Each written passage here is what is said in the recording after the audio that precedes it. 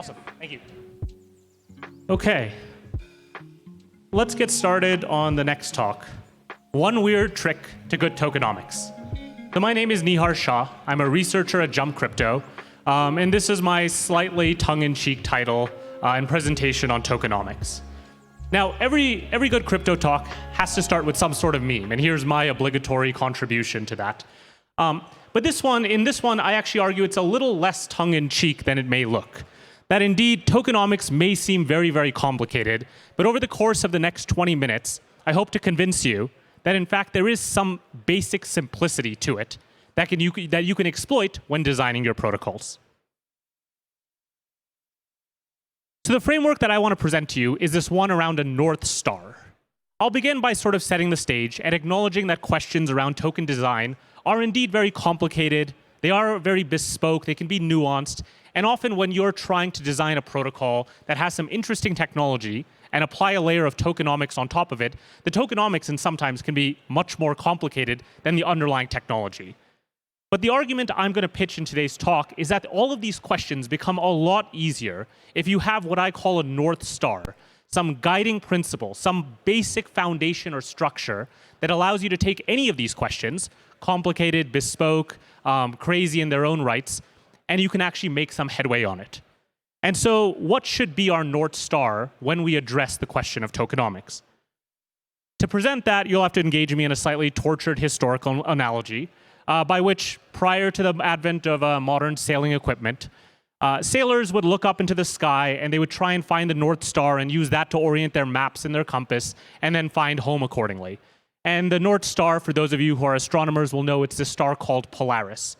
But so the lore goes, there were these ancient sailors who sometimes, or rather these inexperienced sailors, who would sometimes get tricked by a much brighter star, a star called Vega, that's slightly off north, and in doing so, they would then be waylaid and never reach their destination.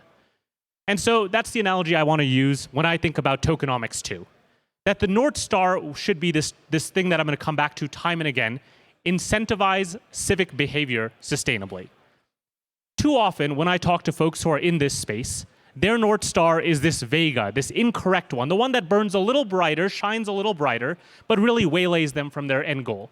And it's that they're always thinking about tokenomics in the context of, say, revenue plans, transaction flows. It's this very operational, mechanical thing that's inexorably linked with perhaps the business development side.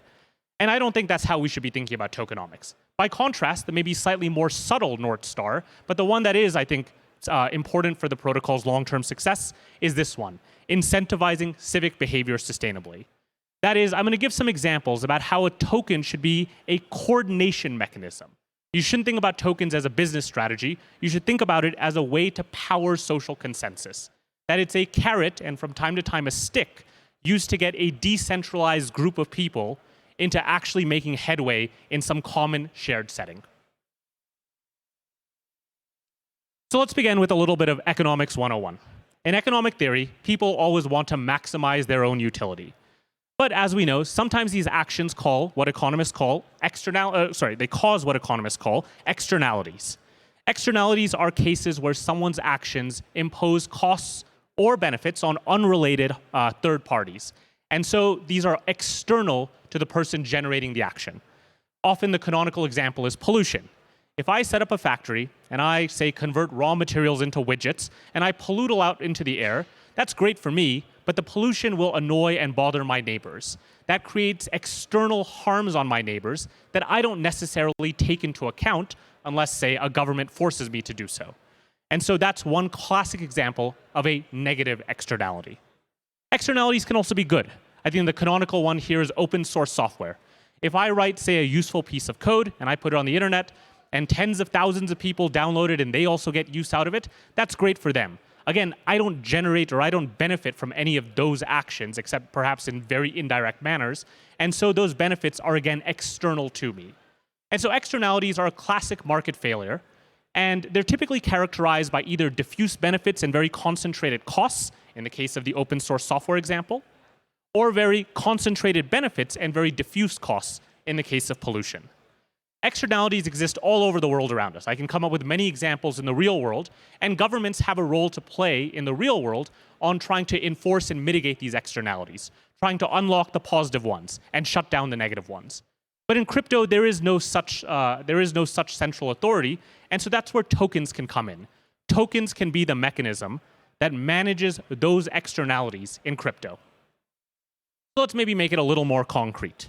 Let's talk about gas fees, which we all sort of take as given, and we have some basic understanding of why they work and why they're useful. But now let's actually apply it in this language and see how much headway we make. So to begin, let's imagine a really, really simple example. Imagine you've created a layer 1. You've got no malicious actors. Everyone on it is well-intentioned. But you also decide you'll have no gas fees. Well, what ends up happening? We all sort of know how this one plays out. Protocols and participants face no penalty for being wasteful in their compute. And so the network just becomes unusable. The protocols and participants impose too much of a computational burden, then other people can't get their transactions or their computational needs through, and this all sort of breaks down. So if we didn't want to go into a token yet, we wanted to just try and solve this problem, what would be some examples of non-token solutions? Well, the two I postulate here are, well, maybe we want to block gas-inefficient users. If there's a user who time and again doesn't seem to respect the compute constraints of the network, we try and cut them out. But of course, what will happen in crypto? They'll probably just create a new address and get back on the network. Okay, so that doesn't work so well. Maybe there's a second one. We try and block gas-inefficient transactions. If a transaction looks like it takes up a lot of gas, let's try and shut that down. But in fact, this is a really hard technical problem. It bears some similarity to the halting problem. We don't really know what gas-inefficient transactions exist until we actually simulate them, and at that point, we're spending the compute anyways. And this problem gets much harder when you think about it in the context of the real world. Let's now add back in malicious actors who, for no other reason than their own trolliness, want to try and shut down your network. Now what happens? Now what are the, as we know, these actors will submit a bunch of spammy transactions. It'll overwhelm the network. What are the non-token solutions here? Well, now they start to get even more complicated. Maybe you try and maintain a blacklist of addresses. Well, we already covered why a blacklist probably doesn't work so well in crypto. Maybe you start to get some anti-DDoS technology. This can work. A lot of Web 2 companies use this. But now this starts to introduce non-trivial censorship risks. Maybe you say, OK, gas fees are the answer, but let's at least just charge them in dollars. This starts to get close to what I think the most elegant solution is, but this starts to also introduce an external dependency on a different asset. Now you have to connect to dollars, you have to charge in dollars, you have to do all of that, and you all have to rely on, say, the banking system or some other intermediary to facilitate it. And so we know what, in fact, the best solution is. It is gas fees in the native token. And so what I want you to do is take a minute and try and understand it in the language of externalities, of a mechanism. That gas fees aren't just some revenue plan for making miners money. They are a mechanism for ensuring that the network can function in an efficient and judicious manner. Now, those who impose the negative externality, the people submitting transactions, pay for it. And those who bear the negative externality, the miners or validators who have to do all the compute, they receive these. Participants are now incentivized to have good behavior, to be gas efficient, to be judicious. Spam bots are now cut out of the network. If they really want to spam and overwhelm a network, well, they have to pay for the privilege. There are really no additional censorship vulnerabilities, no dependencies on external assets. This just becomes a much more elegant solution. And as a pure bonus that isn't really related to these main points, variable gas fees also allow us to coordinate on the relative importance of a bunch of waiting transactions. Let's go through maybe one more example. Let's think about security. Let's imagine a world where anyone can be a validator that casts one vote for consensus. Well, what happens here? What's the outcome? What's the equilibrium outcome? What's the externality? As we all know, security is going to be this diffuse benefit concentrated cost problem. It's going to be underprovided. That even if there are altruistic validators, even if I take on the hard work of setting up my own machine and trying to parse good transactions from bad transactions, it's not really going to make the network very functional. Because although I'm providing this diffuse benefit, I'm paying all the computational costs, and my diffuse benefit does very little. Because spammy or malicious validators can completely overwhelm me. So again, I'm not going to belabor and think about some non-token solutions, but if you were really to think about those, you probably get somewhere with identity. Perhaps validators have to show their driver's licenses or passports, and you'll have to get some sort of dependency on that in order to get around this problem. Or, of course, we can use tokens. And so that's the solution that, again, seems to be much more elegant here. That validators stake tokens that broadly go up or get compounded if they perform good technical behavior, and broadly go down or get slashed if they perform bad and malicious behavior. So now there are incentives to provide security. Now the network does become usable. I will add this one coda that gas fees, I think, are a really great example of a mechanism operationalized by tokens. Security is a pretty good example of a mechanism operationalized by tokens, but it's not perfect. In particular, this does not necessarily incentivize miner diversity. As we all know, a few networks struggle with the problem that too few validators or too few miners can control too much of the compute capacity, and this solution doesn't really get around that. And then the other one is that sometimes this links security to market sentiment. If the price of a token has unrelated fluctuations to the core use of the network, that can then either enhance the security, which is good, but also weaken it at the same time. And so this is a pretty good solution, but there is some room for improvement. OK, so enough of talking of the mechanisms we already know. Why don't we talk about some new ones? Well, before we do that, what I'm going to try and argue is that there's a general recipe or a cookbook that at least I try to use when I approach these problems. When I want to incentivize civic behavior sustainably, what I'll try and do is these 4 steps. The first step is to try and actually figure out what are the important externalities. What are the positive ones that you want to unlock? What are the negative ones you want to shut down? This is almost always the hardest thing. Second, try and find who are the people, who are the actors who actually generate these. Who are the agents that we want to either incentivize or tax accordingly? Third, we need to set up mechanisms to operationalize some sort of transfer to and from these agents. Maybe we reward them when they do well. Maybe we tax them when they do poorly. Maybe we move tokens around accordingly. And then finally, calibrate the mechanisms' generosity and sustainability appropriately. What we often find in good token design is that this 4th step undoes them. That there are many examples of, say, interesting token designs that try and get at some core externality, maybe liquidity mining, or maybe airdrops, stuff like that. But then protocol designers always get the sustainability wrong. They make the rewards far too generous. They never shut off the taps, and that compromises the networks or the protocol's long-term ability to actually do other sorts of interesting things with their community. So here's the example I want to work through. Let's say we wanted to think about governance proposals. We always want a healthy, decentralized, robust governance community when we build a protocol. What would be the externality? Who are the actors? What's the mechanism that we might set up? Maybe I'll pause for about 15, 20 seconds, take a minute to think about it, and then we'll go through some of the answers.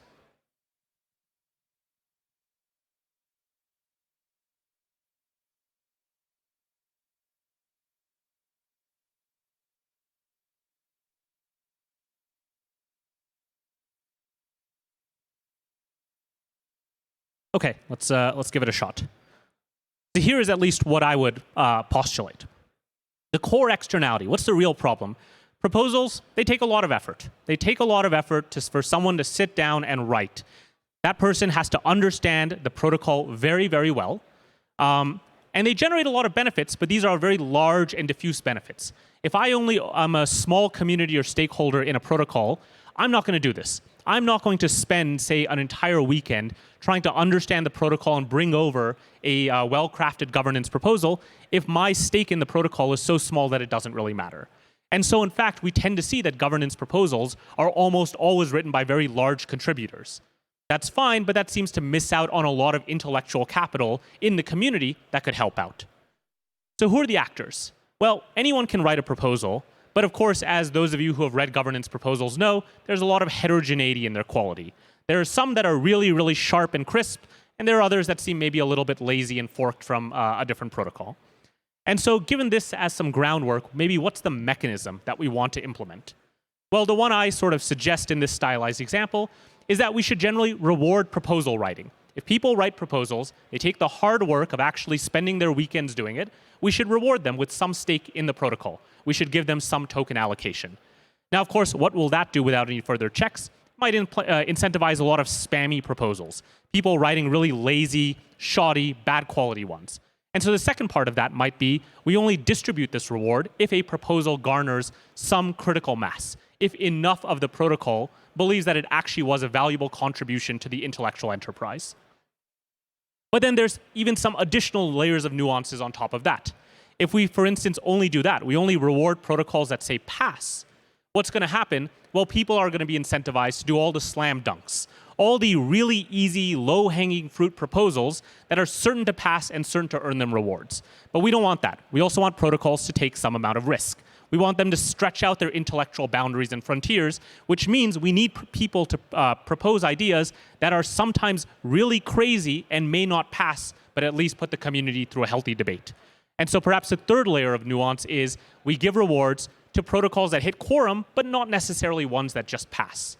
And then finally, we want to really find those folks who seem to have a knack for this, who really understand the protocol through and through and can write proposals again and again in support of it. So maybe we even offer some sort of compounding of rewards for those authors. That for the author that seems to have some real knowledge about the protocol, we want to keep incentivizing them to come back time and again. And so maybe we offer some increasing reward mechanism. And then finally, well, what's the sustainability of this? Well, I think here maybe it's a little easier, at least for proposals. Perhaps the protocol says, we'll use some portion of our treasury to fund this. But I think the important thing here is to understand what is the long-term plan. Is there some long-term transition plan? Will at some point the protocol turn off the rewards, or are they comfortable with implicitly diluting all of their other community and stakeholders down the road? And that's a decision that a protocol community has to make up front, and that's pretty essential for the sustainability. So that's all I have for today. I'll sort of hang around for a couple of minutes if folks want to reach out and chat with me. But I want to come back to this core point. Your North Star, when you address any of these questions, from airdrops to liquidity mining to security to governance and whatnot, is this. You should think about civic behavior, these externalities, and try and incentivize them in sustainable manners. Maybe if that's a little complicated or a bit of a mouthful, let's try a simpler question. Just ask yourself this question. We want more of X behavior and less of Y behavior. How do we get tokens away from the Ys and towards the X's? In short, tokenomics should not be a business strategy. It should be first and foremost a mechanism. First and foremost, a way of powering social consensus. And this allows you to reduce nuanced questions into the same core strategy. So I have here finally a little link. A co-author and I at Jump have written an article about this. We go through a bunch of other examples. I didn't sort of spoil much of it in this talk. So if you want to read up more, please take a look at that and feel free to reach out if you have any questions. Thanks.